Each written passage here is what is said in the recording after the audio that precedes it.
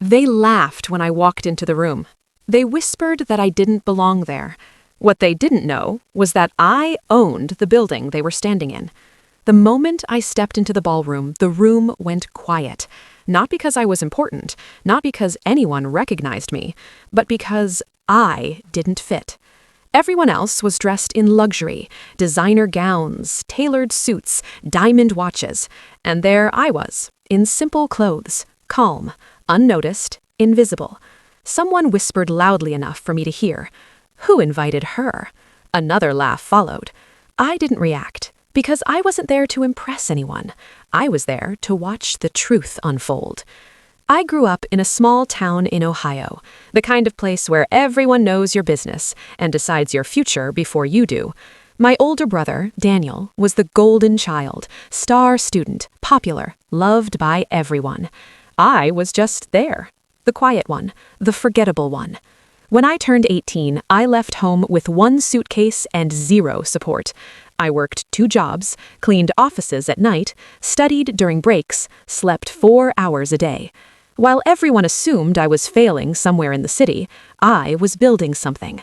The ballroom I was standing in that night, I owned it. The entire hotel chain, actually. But no one knew. I never told my family. I never corrected their assumptions. Let them believe I was just getting by. It kept life peaceful. Until that night. My brother was engaged to Samantha Reed. Beautiful, polished, charming. Also, fake. She looked at me like I was a stain on the carpet.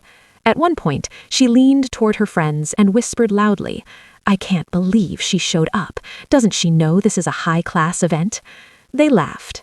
I smiled, because I knew something they didn't. While everyone celebrated, I noticed things. Samantha's father pacing nervously, her mother checking her phone every 2 minutes. Whispers, panic, lies. I made a call. 10 minutes later, I had the truth. The successful family business was fake.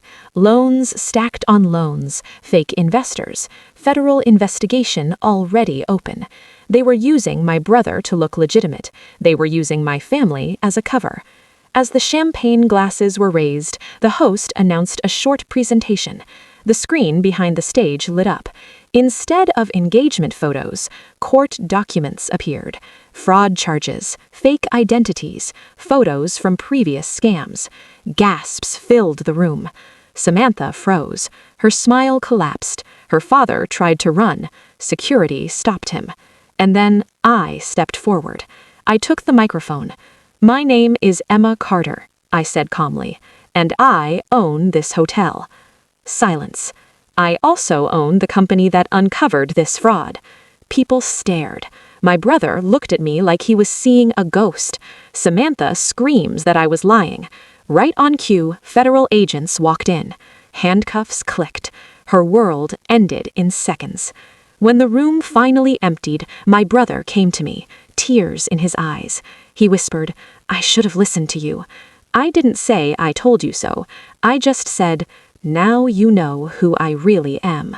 Weeks later, I stood in the same hotel lobby, sunlight pouring through the glass, guests walking by unaware of the woman who owned it all.